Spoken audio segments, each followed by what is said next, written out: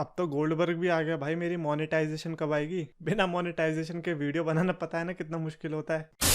तो ये so much champions of the world, मैं 3DX Chetan and put it down लिखते हैं कि superstar spectacle is officially announced with N advertisement. So yes, superstar spectacle की announcement हो चुकी है WWE इंडिया की तरफ से। And if I am not wrong, WWE NXT जिसकी बात कर रहे थे वो यही होने वाला है। और शायद सुपरस्टार स्पेक्टेकल पहले शो का नाम हो सकता है जो एक ओपनिंग सेरेमनी होती है, और उसके बाद से शायद WWE NXT इंडिया के नाम से ही जाना जाएगा। बट जो भी है, एवरीवन इज एक्साइटेड एंड देखते क्या होता है। हु नोस, में भी जिंदर महल आकर सारी चैंपियनशिप्स जीत जाए एक ही बार में and Khali became the general manager. And of course Harbhajan Singh का हमें कैमियो देखने को मिले।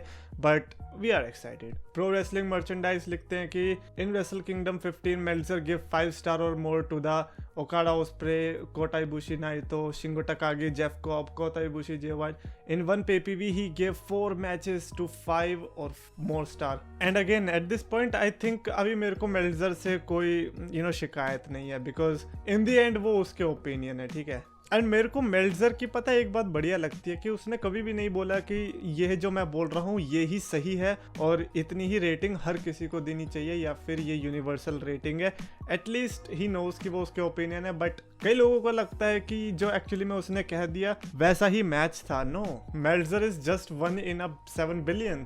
7 बिलियन अलग अलग माइंड्स हो सकते हैं और आप मे बी 2 स्टार दे दो, 3 स्टार दे दो। और उसका NJPW में इंटरेस्ट है ज़्यादा, और जो NJPW का जो हार्डकोर फैन होता है वो WWE में थोड़ा कम इंटरेस्ट लेता है, जो कि 2020 के पेपर व्यूज की रेटिंग से हमें पता चल ही गया होगा। Anyways, प्रीप्रो लिखते हैं when you are a graphic designer but don't change logo for 3 years but when audience ask for new one has Holi खेल लेते हो।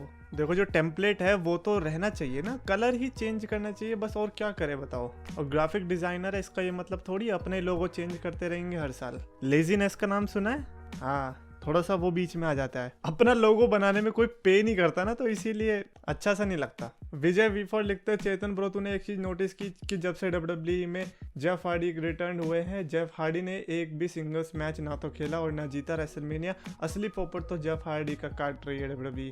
बहुत दुख होता है ये देख के।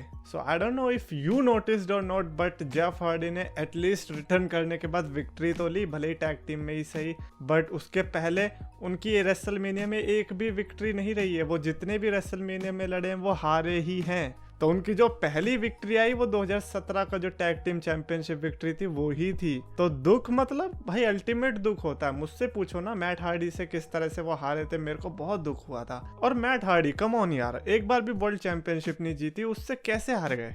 कुछ भी। जेनिश वगैरह लिखते हैं जॉनी भैया आप रेसलर का रोल प्ले करेंगे अगर एडम पियर्स से लड़ा ना जाए तो। वेल आई डोंट नो आप क्या कह रहे हो, but they are the same people. Johnny ने अपने करियर में हर किसी का रोल प्ले किया, फिर चाहे वो प्लम्बर हो या फिर लाइब्रेरियन हो या फिर कोई भी हो, बट एक चीज जो उनसे बच रखी थी वो था रेसलर का रोल। एंड नाउ वो भी अच्छे से निभा रहे हैं। वो भी गोल्डन अपॉर्चुनिटी मिली है रोमन रेंस के अगेंस्ट। वहीं WWE इन हिंदी लिखते हैं हर टकला जॉनी सिंस नहीं होता, ग्रांटेड, और हमने कहा भी नहीं है। हमने क्या कभी ऑस्टिन को जॉनी कहा? नहीं। अपोलो क्रूज को कहा?